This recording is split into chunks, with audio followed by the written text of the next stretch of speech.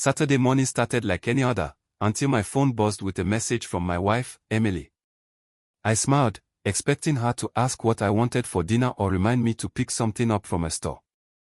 Instead, I read words that instantly changed everything. I'm leaving on a last-minute trip with Jason. Don't worry, it's only for a few days. Jason wasn't just an old friend. He was her ex-boyfriend. The man she had promised me years ago was completely out of her life. I read the message 3 times, hoping I had misunderstood it. Instead of calling her or starting an argument, I simply typed 2 words, have fun. She read the message almost immediately and replied with a thumbs up emoji, completely unaware that my calm response wasn't acceptance. It was the beginning of a decision that would change both of our lives forever. I sat quietly at the kitchen table, staring at my phone long after the conversation ended. The silence inside the house felt almost peaceful, but my mind was anything but calm.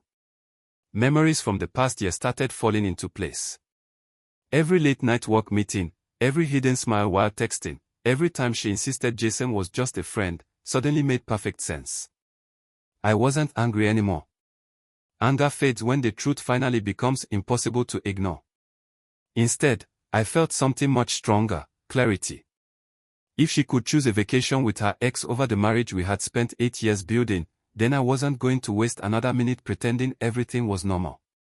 By the time I finished my coffee, I already knew exactly what I was going to do before she came home. Instead of spending the afternoon wondering where she was or what she was doing, I decided to focus on the one thing I could still control, my future. I called my attorney and explained everything as calmly as I could. After that, I contacted my bank and transferred my personal savings into a separate account, making sure everything was handled legally and fairly. Then I walked through the house room by room. Every wedding photo hanging on the walls reminded me of promises we had once made to each other. I carefully took them down and placed them in a box. I wasn't acting out of anger. I was accepting a reality she had already chosen. By sunset, the house looked completely different, and for the first time in months, I felt like I was finally moving forward instead of waiting for another disappointment. The next morning, Emily started posting pictures from her trip. The first photo showed her standing beside a beautiful lake with a huge smile on her face. A few hours later came another picture. This time she was sitting beside Jason at an outdoor cafe laughing while he held up 2 glasses for a toast. The comments from friends were full of heart emojis and jokes about how happy they looked together. My phone started buzzing almost immediately. Mutual friends asked if everything was okay and whether I was on the trip, too. I ignored every message. I didn't need to defend myself or explain what everyone could already see. Every new picture she uploaded only confirmed that replying "have fun" had been the right decision. She believed she was enjoying a carefree vacation, but she had no idea that her life back home was quietly changing without her. Over the next 2 days, I finished everything I had started. I packed Emily's personal belongings carefully into labeled boxes instead of throwing them around in anger. Her clothes were folded neatly, her jewelry was placed in small cases, and even the photo albums were packed with care. This wasn't about revenge. It was about closure. I also changed the locks on the house after speaking with my attorney, making sure everything was done legally. Before going to bed, I placed one large envelope on the entryway table. Inside were copies of the legal papers, a list of our separated financial accounts, and a short handwritten note that simply read, "You chose your future. This is mine." Then I turned off the lights and waited for the trip to end. On the 3rd afternoon, Emily finally texted me. "We'll be home around 6 o'clock, she wrote, followed by a smiling emoji, as if she expected everything to be exactly the way she had left it. I didn't reply. Instead, I made one last walk through the house, making sure everything was ready. The wedding photos were gone. Her favorite decorations had been packed away, and every box with her belongings was stacked neatly against the living room wall. Looking around, the house no longer felt like the home we had built together. It felt like the beginning of a new chapter. I sat quietly in the living room, listening to the ticking clock, knowing it was only a matter of time before she opened the front door and discovered that while she had been making memories with her ex, I had been preparing for a life without her. A little after 6 o'clock, I heard a car stop in the driveway. Through the front window, I watched Emily step out with a wide smile, carrying shopping bags and rolling her suitcase behind her. Jason helped unload her luggage before giving her a quick hug.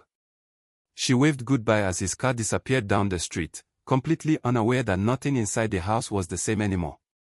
She unlocked the front door and walked inside with the same confidence she had when she left. But, the moment she stepped into the living room, she froze. The walls where our wedding pictures had hung were empty. Her favorite chair was gone. Neatly stacked boxes with her name written on them filled one side of the room. On the entryway table sat the envelope waiting for her. The smile vanished from her face in seconds. "What's all this?" she whispered, her voice shaking as she looked around the room. I remained seated on the couch, calm and composed. "It's everything you left behind," I answered quietly. She looked from the boxes to the envelope, then back at me, trying to understand what had happened while she was away. She picked up the envelope with trembling hands and slowly opened it. As she read through the papers, the color drained from her face. Tears filled her eyes almost instantly. "You're serious?" she asked, barely able to get the words out. I nodded once.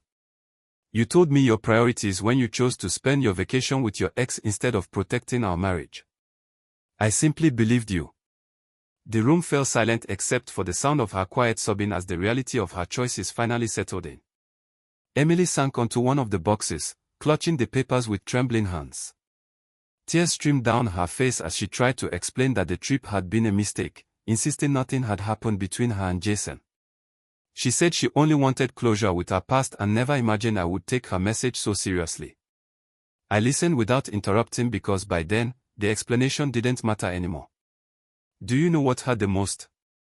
I asked quietly. "It wasn't that you went on the trip. It was that you never stopped to ask how I would feel. You made the decision alone and expected me to accept it." She lowered her head, unable to deny it. For the first time since she walked through the door, she realized this wasn't an argument she could win with promises or apologies. Some decisions leave wounds that words simply can't heal. Emily stood silently for a long moment before reaching for her suitcase again.